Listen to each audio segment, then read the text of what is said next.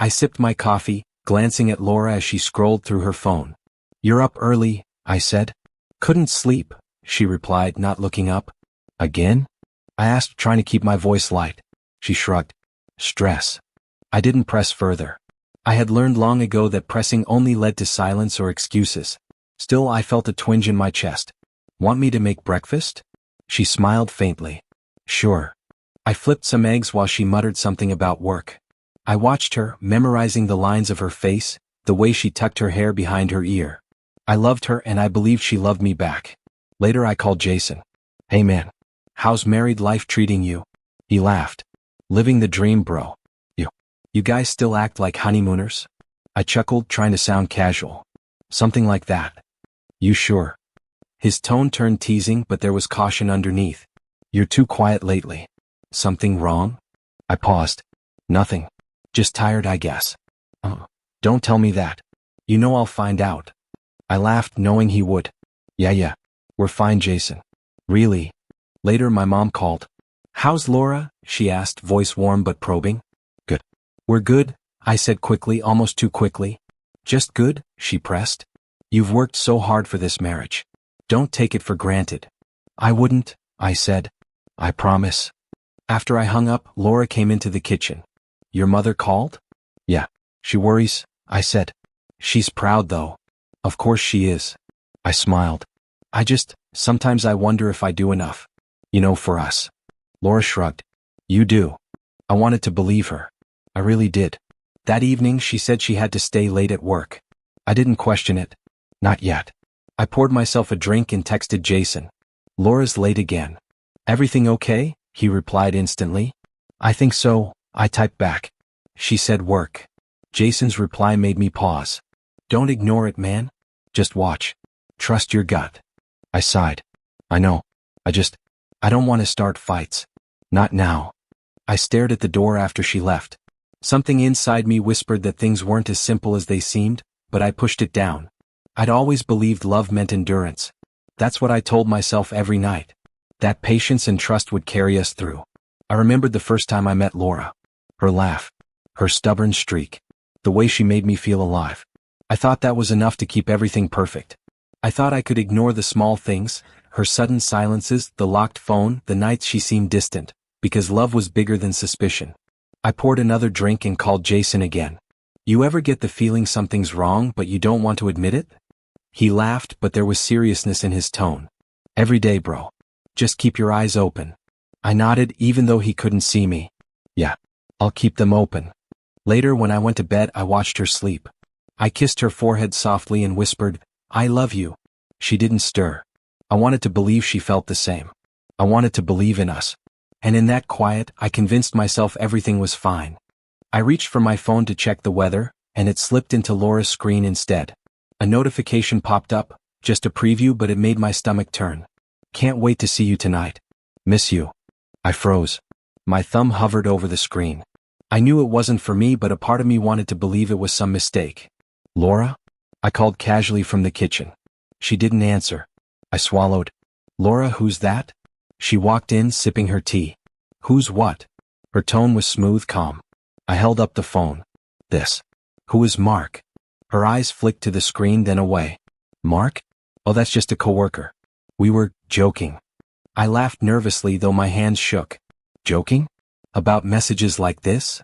She smiled faintly. "It's nothing." "Really? Nothing? It says you miss him." My voice cracked. I hated that it cracked. She tilted her head. "People say things they don't mean." I was tired, okay? I wanted to scream. I wanted to throw the phone across the room. Instead, I sat down. "I don't understand, Laura. I thought we what?" She cut me off, her voice soft but firm. "You trust me. That's all that matters." I shook my head, confusion twisting in my chest. "I do trust you. I really do. But this," I waved at the phone. "This doesn't feel like trust." She leaned against the counter. "I'm telling you it's nothing. You're overthinking again." I rubbed my face. "Maybe I am. But it's not just one message, Laura. You've been staying late, hiding your phone." "Don't start accusing me," she snapped. Then softer, I said, "It's nothing." I swallowed my pride. I need to understand. Why wouldn't you tell me?" She shrugged, a perfect shield. I didn't think it mattered. I didn't want to fight. I closed my eyes. Memories flashed, small lies I had ignored, disappearing for hours, secret texts, laughter behind closed doors. I hated myself for trusting so easily. I called Jason. I saw something, I said immediately. What? His tone went sharp. Tell me exactly. I hesitated, then read the message aloud. It's from someone named Mark. Can't wait to see you tonight. Miss you. Jason cursed under his breath. Damn man. That's not just a joke. You need to find out everything or it'll eat you alive. I don't know if I can. I don't want to ruin everything if I'm wrong. Jason's voice softened, but it stayed firm. You're already living in the lie, bro, don't pretend it's fine. Just look. I hung up. My heart hammered. I couldn't bring myself to text her, to demand answers. But I knew I had to see it myself. I couldn't stay blind anymore. Laura came over, touching my shoulder. Are you okay? You've been quiet. I'm fine, I said, forcing a smile. Just thinking. She smiled back, unaware. My chest ached. I wanted to believe her. I wanted her to be telling the truth. But the voice in my head whispered that everything I knew was a lie. I sat on the couch, staring at the message again, debating whether to confront her now or wait. My mind raced, each thought sharper than the last. Finally, I whispered to myself, I need to see the truth, even if it kills what's left of us. I knew that once I did, nothing would ever be the same. I followed her car that night, keeping a distance I thought was safe. My hands gripped the steering wheel so tight I thought I'd leave fingerprints in the leather. Stay calm, I whispered to myself. Just see it for yourself. She parked outside a small apartment building. My stomach twisted. I watched as she got out and smiled at a man waiting there. Mark. My chest felt like someone had slammed a door on it. I stayed in the shadows. No, this can't be real, I muttered, but the laughter from them proved it was. Mark pulled her close. I missed you, he said. Laura laughed softly. I missed you too. You don't know how lonely I felt. I swallowed hard, my heart hammering. You were supposed to be home, I whispered, though I knew she couldn't hear me. Mark kissed her cheek. You're mine tonight. Her voice carried, clear and unguarded. I know. You're all I want. I felt my knees go weak. My own voice betrayed me. Laura? They didn't hear me. I stood there, shaking, watching the woman I loved wrap herself around another man. Every memory I had of us together felt like ash in my mouth. Finally, I couldn't stay quiet. I stormed forward. Laura. My voice broke. She jumped, startled. Mark turned, irritation flashing in his eyes. Who the hell? It's me, I shouted. How could you do this? Laura took a step back. What are you talking about? I waved my arms. Don't play dumb. I saw everything. I followed you. Mark's eyes narrowed. She's mine. Walk away, man. She's my wife. I roared, my voice cracking. How dare you? Laura put a hand on my chest. Stop yelling. This isn't what you think. It isn't. I screamed. You're lying to me every day. You're with him while I'm at home, thinking I have a life with you. She tilted her head, calm and cold. You think you had a life? You never really understood me. You never saw me. My chest tightened. Saw you? I lived for you. I trusted you. She laughed softly. Trust? That was your choice. Don't blame me for what you believed. Mark stepped forward. I think it's time for you to leave. I shook my head, fury and heartbreak warring inside me. No. I need to hear you say it. Say you've been with him. Laura met my eyes. Yes, I've been with him. And I'm happy. Felt like knives in my chest. Every memory of our wedding, every kiss, every promise, it burned. I can't believe this, I whispered, voice barely audible. I can't. You can, she said, emotionless. You just choose not to. I stepped back, realizing there was no fight left in me. Not against her. Not against him. I can't do this anymore, I said, my voice shaking. Fine, she said. Walk away then. You always did. I turned without another word. My legs trembled as I walked back to my car. I didn't look back. I didn't want to. I sat in the driver's seat, gripping the wheel, trying to breathe. The tears came unbidden. I couldn't stop them. Everything is gone, I whispered to no one. Everything. I watched her in the distance, laughing with him as if I had never existed. My chest ached in a way I didn't know was possible. For the first time, I chose myself. I didn't scream, I didn't fight, I didn't beg. I just left. I drove aimlessly, every street the same. My mind replayed every smile, every promise, every lie. I'm broken, I said finally, voice cracking. But I can survive. And there, in my car, alone and crying, I understood one terrible truth. The woman I loved no longer existed. I dragged my suitcase up Emily's stairs, every step heavy. Thanks for letting me crash here, I muttered. She waved me, an eye sharp. Don't thank me. You look like hell. What happened? I sank onto the couch. Everything broke. Emily crossed her arms. Talk to me or I'll start guessing. I saw her, I admitted, voice barely above a whisper. With him. Mark. She gasped. That bastard. Are you okay? I shook my head. I don't know if I am. She sat beside me. You will be. You're stronger than this. You just need to breathe, figure out your next move. I don't even know what that is anymore, I said.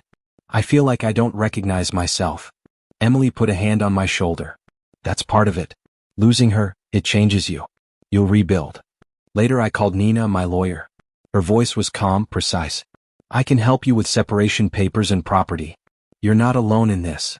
Thanks, I said, swallowing my shame. I just hate feeling weak. You're not weak, she said firmly. You're taking control. That's strength. I keep imagining, I hesitated, doing something to Mark. To her. You're angry, she said. That's natural. But revenge will only hurt you. Focus on yourself first. I hung up, feeling a mix of relief and frustration. She made it sound so simple. But it wasn't simple. I wanted to scream at her. At all of them. At myself. The next morning I walked into work. Richard, my boss, noticed immediately. You look like hell, man. What happened? I had some personal stuff, I mumbled. He leaned against my desk. Listen, I don't care what it is. Just don't let it affect your work. You're good at what you do. Don't lose that. I appreciate that, I said, though I barely felt it. By the afternoon, my thoughts had turned dark again. I should call him, I whispered to myself. Tell him what he's done. Make him feel it. Emily's voice echoed in my head. Revenge will only hurt you. I closed my eyes and shook my head. I don't want to be him. I don't want to be someone who stoops to her level. But it hurts. I feel like I'm losing myself, I said aloud to no one. I'm not the man I was. I don't recognize my own face in the mirror. Emily came by after work. You're not losing yourself. You're just seeing who you are without her. And you're stronger than you think. I leaned back. Maybe I need to change completely. I can't stay the same man. Not after this. Good, she said. Then don't. Use this anger, this pain. Let it make you better, not bitter. I nodded, but my chest ached. I don't know if I can sleep. I keep thinking about her, about him, about everything I trusted. Emily handed me a mug of tea. Sleep doesn't fix this. Reflection does. In time. You'll find your rhythm again. I sipped, staring into the dark liquid, feeling the weight of betrayal pressing down. It's exhausting, I said. I can't stop replaying it in my head. Every smile, every lie. It's like poison. And yet, Emily said softly, here you are. You're still standing. That matters. I shook my head, trying to smile. I don't feel like the same man. I feel hollow. But maybe hollow is the start of something else. She nodded. Exactly. Hollow spaces can be filled with better things. You just need to let them. I leaned back, my hands trembling slightly. I don't want to be bitter. I have to survive. I have to be stronger than before. I can't stay the same. I won't. A heart clarity settled in me. Not cruelty. Not hatred. Something sharper, steadier. Resolve. And for the first time since seeing them together, I felt a tiny spark of control flicker inside me. I sat at my kitchen table, staring at the blank notebook in front of me. The pen in my hand felt heavy. You really going to write today? Emily's voice floated from the living room. I have to, I muttered. Or I'll go crazy thinking about her. You mean Laura? I nodded, gripping the pen tighter. Every message, every lie. It haunts me. Emily sighed. You've been at this for weeks. Maybe it's time to stop obsessing and start rebuilding. I swallowed. I don't know if I can rebuild. I don't want to hurt anyone, not even her. Not with revenge. She raised an eyebrow. You mean you don't want to stoop to her level? Good. That's discipline. I leaned back in my chair. Discipline feels weak right now. Later I called Dr. Owen. I can't stop thinking about her, I admitted. Good, he said calmly. That means you're aware. Awareness is the first step toward control. I want to scream at her, I whispered. I want to make her feel what I felt. You could, he said. But what would that prove? Pain only breeds more pain. Your strength comes from restraint, not action. I exhaled slowly. I want to believe that. I want to. My phone buzzed. It was Laura. I'm sorry. I was wrong. I miss you. Please talk to me. I stared at the screen. My thumb hovered over reply, and I clenched my fists. Don't reply, I whispered aloud. Don't give her a chance to hurt me again. Jason called a few minutes later. Hey man, seen the messages? I have, I said. I can't respond. I won't. Then expose her. Show her she can't hide this. I don't want to destroy her, I said. It won't fix anything. It'll only make me worse. Jason was silent for a moment. You're a better man than me, he said finally. I don't know if I could resist. I'm trying, I said. Trying to let karma handle it. Trying to stay better. At work, I focused on projects. Richard noticed the change. You're sharper today, he said. I'm trying, I muttered, focusing on the spreadsheet in front of me. You're doing more than trying. Keep this up. People notice when you grow through pain. I nodded, letting the small praise sink in. It wasn't happiness, not yet, but it was something. Respect. Control. That night, I sat in my apartment alone, reading old messages from Laura. My hands shook. I could destroy her, I whispered to myself. I could ruin everything she has. But I won't. I can't. Emily's words echoed. Discipline is strength. I closed my eyes. I'll be stronger than her. I'll be stronger than this. Dr. Owen's voice returned in my head. Awareness, restraint, control. I practiced breathing, grounding myself. Anger was still there, but it didn't rule me. I could channel it into something productive. Jason called again. Hey, you're being quiet. You alive over there? I'm alive, I said. I'm learning to survive without breaking anyone. That's surprising, he said. Proud of you, man. I smiled faintly, though I felt the hollow inside. Thanks. I didn't feel happy. Not yet. But I felt something harder than anger, control. Power shifting quietly, slowly. I wasn't chasing her, wasn't reacting. I was building myself. And for the first time in weeks, I felt like I was choosing the man I wanted to be, instead of letting betrayal define me. I looked at the notebook again. I can survive this, I whispered. I have to. And I will. I was having coffee with Jason when he leaned in, lowering his voice. You won't believe what I heard about Mark. I frowned. What now? He's unstable. Controlling. People are saying Laura's miserable. She's losing it. I sipped my coffee slowly, not saying anything. Part of me wanted to feel satisfaction, but another part resisted. And you believe this? Jason shrugged. Doesn't matter what I believe. It's what people are noticing. She's not doing well. I leaned back, letting the information sink in. Good. I mean, not good for her, but I don't have to interfere. That's the point. What's the point? He asked, puzzled. Discipline, I said. I stopped reacting. I let her life unfold without me. Jason shook his head. Man, that's something. I don't know if I could do it. I didn't think I could either, I admitted. But anger only made me hollow. Silence, control, that's power. Later, another friend called. Hey, have you talked to Laura? I hesitated. Why? Just, people are worried. She seems off. I nodded, though he couldn't see me. I see. Thanks for letting me know. That night, I texted her for the first time in weeks. Just one message. I need to speak with you. Can we meet? Minutes later, she replied, I don't know. Why now? I typed back, because we need closure. I'm done waiting for things that won't come. We agreed on a small cafe. I arrived early, sitting alone with my coffee. My hands were steady. My chest didn't ache the way it used to. When she arrived, her smile was forced. Hi, she said softly. Hi, I replied, voice calm. We sat. Silence stretched. I studied her. Her eyes looked tired, anxious. No trace of the confidence she once had with Mark. I've missed talking to you, she said finally. I shook my head. You missed talking to me or missing the control you had over me? She flinched. That's not fair. I'm not here to be fair, I said. I'm here to be honest. I've moved on emotionally. I'm not waiting anymore. Her lips pressed together. You're not angry? I shook my head. I'm beyond anger. That's what makes this different. I'm calm. I observe, I learn, I let life show its course. You don't need me to be your punishment. Karma handles that. Her face fell. I didn't think it would hurt this much. I thought you'd celebrate? I finished for her. No, I don't celebrate. I don't protect you either. I just exist outside your chaos now. She looked down. I see. I lost you. You did, I said softly. And there's nothing to fix. Nothing to argue about. I accept it.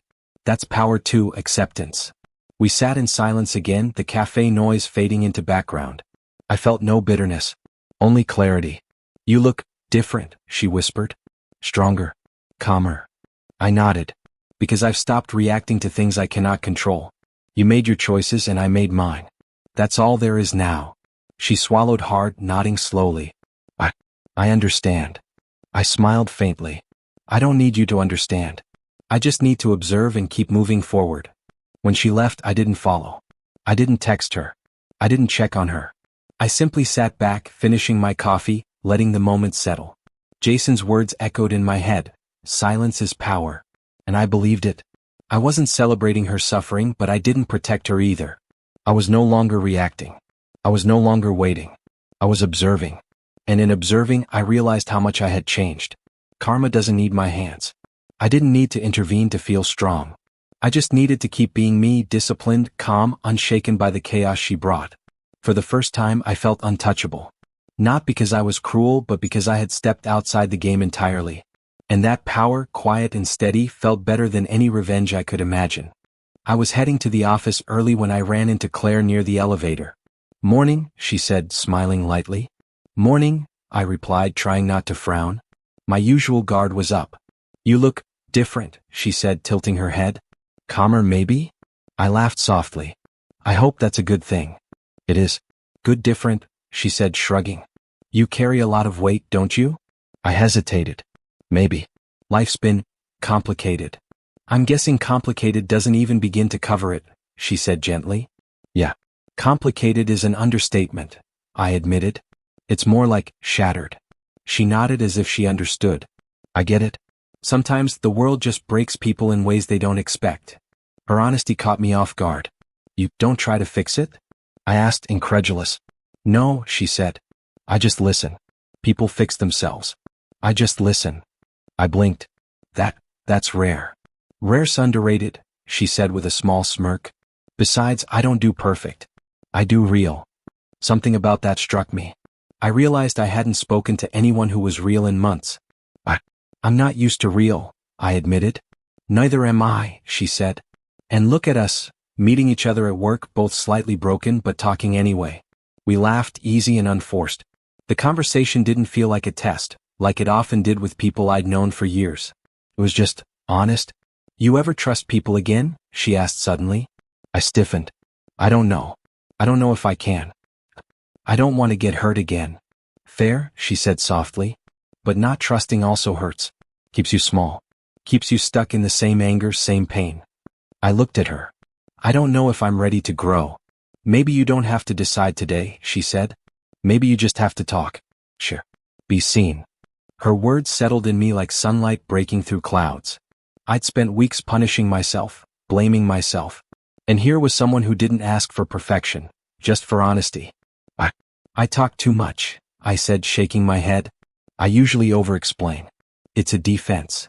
I like over-explaining, she said. It tells me you're real. Not a mask. Not pretending everything's fine. I haven't pretended with you, I said quietly. And that feels strange. Good strange? She asked. Yes, I admitted. Good strange.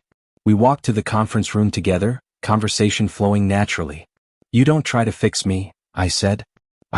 I can't tell you how freeing that is. Because you don't need fixing, she said firmly. You need seeing. And maybe that's enough. I swallowed, my chest tightening. I've been blaming myself a lot. For everything. For trusting, for loving, for being naive. Stop that, she said gently. You were human. You were learning. You were alive. That's enough. Her words lingered. For the first time in months, I felt a flicker of hope, not the sharp anger or hollow bitterness that had been my constant companion. I don't know what to do with this feeling, I admitted, almost embarrassed. Then don't, she said simply. Sit with it. Breathe. Let it exist without judgment. That's how things heal. I nodded, the tension in my shoulders loosening slightly. I don't feel ready for anything more than this yet. And I don't want to rush. But I think I want this. Just talking, just being seen. Then we do that, she said with a small smile. No rush. No pretending. Just us being real. I felt a strange, unfamiliar warmth. Hope. Cautious, fragile hope. And I realized maybe connection, not revenge, was the thing I'd been starving for all along. My phone buzzed while I was packing my bag. Laura. I stared at the screen. My thumb hovered, then I answered. Hello. I said cautiously. It's me, she said, voice trembling. Can we meet? I hesitated. Where? The park near your apartment. I need to say something. I sighed. Fine. 10 minutes. When she arrived, she looked smaller than I remembered. Her eyes were hollow, her shoulders slumped. Hi, she said softly. Hi, I replied. My voice was steady, calm. She swallowed. I'm sorry. For everything. For lying, for hurting you, for leaving you. I'm listening, I said. Her lips quivered. Mark, he's gone. Left me. I thought I wanted him, but it's empty. I feel scared, lonely, like everything I built is gone. I nodded slowly. I see. That must be hard. It is, she said, tears welling. I didn't know how much I'd lose. I thought I could have him and keep you too, and I was wrong. I understand, I said softly. You're not angry? She asked, her voice barely above a whisper. I admitted, for a while. But I stopped. Anger doesn't fix anything. It only keeps you trapped. She shook her head. I don't understand. How can you forgive me? After everything? Because forgiveness isn't about you anymore, I said calmly. It's about me. I forgive you so I can move on. But moving on doesn't mean going back. She blinked, stunned. You mean you won't come back to me? I shook my head. No, I can't. I've rebuilt myself. I won't trade that for the pain of the past. Her shoulders slumped further. I never realized how much I lost. You've changed. I have, I said quietly. I'm stronger now. Not because of anger, but because I stopped giving you control over my life. She looked at me, tears running freely. I'm sorry, she whispered again. I really am. I know, I said. I hear you. And I forgive you. But that's where it ends. She nodded, swallowing hard. I understand. Thank you for not hating me. You don't need my hate, I said. It won't help either of us. We stood in silence for a moment. I felt no rage, no hollow emptiness. Only calm, clarity, and closure. I should go, I said finally.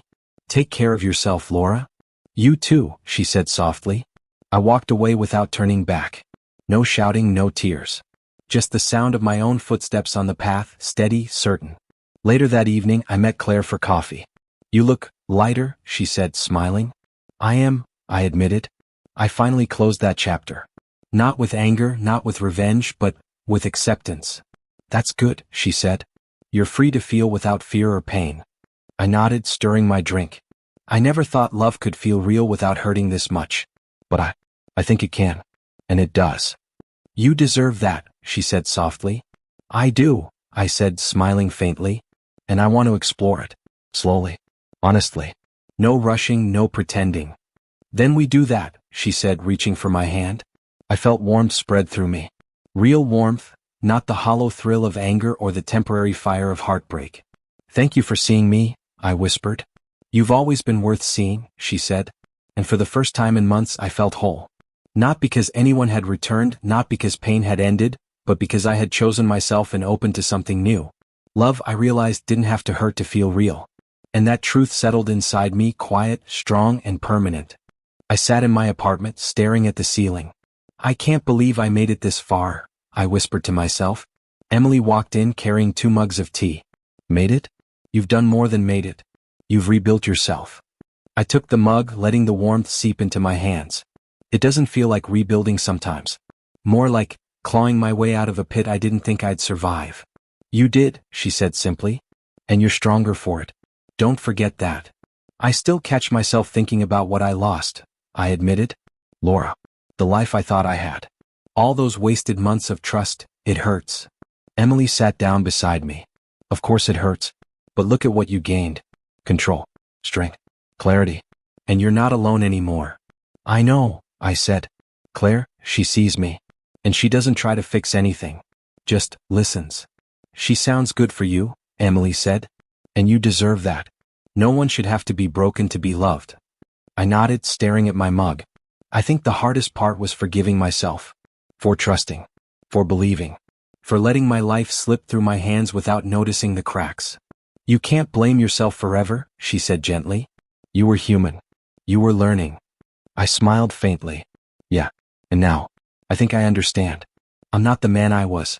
I'm better. Stronger. Smarter. And I can see the old me finally without hating him. My phone buzzed. It was Claire. Lunch today? I typed back, sure. Let's talk. She called a few minutes later. You're quiet today. Everything okay? I've been reflecting, I said. On everything. On who I was, who I am now, and who I'm becoming. That sounds heavy, she said softly. It is, I admitted. But it feels good. I finally understand that my identity isn't tied to what I lost. It's tied to what I survived, to how I fought to keep myself intact. You fought well, she said. And you didn't fight alone. You had people who cared. Yes, I did, I said. Emily, Jason, my mother. Helen reminded me last night how far I've come. I called my mother later. Mom, I think I finally understand. Understand what, darling? She asked. That losing everything I thought mattered, it forced me to rebuild. And I'm finally proud of the man I'm becoming. Oh, sweetheart, she said, her voice soft. You've always had the strength. You just needed to see it in yourself. I smiled, a deep, real smile. I see it now. And I can forgive the past, including myself and even him. I'm letting go of that anger too. You should, she said. It's part of moving forward. At work, Richard called me into his office. I wanted to congratulate you, he said. Promotion. You earned it without asking for it, without whining, without taking shortcuts. That says everything about who you've become. Thank you, I said, holding the recognition in my hands. I guess I've learned how to rebuild quietly from the ground up. Richard nodded. And you've done it well. Don't forget it. I walked back to my desk, passing Claire in the hallway. You earned it, she said quietly. I did it for myself, I said. But your support, it helped. I couldn't have done it alone. She smiled, brushing past me. I knew you'd get there eventually. I stopped watching her go. I got here, I whispered. Not because of revenge, not because of anger, but because I fought to survive, to become the man I always wanted to be. Sitting at my desk, I let the weight of the past lift slowly. The man I had been, the naive, trusting, broken man, was gone.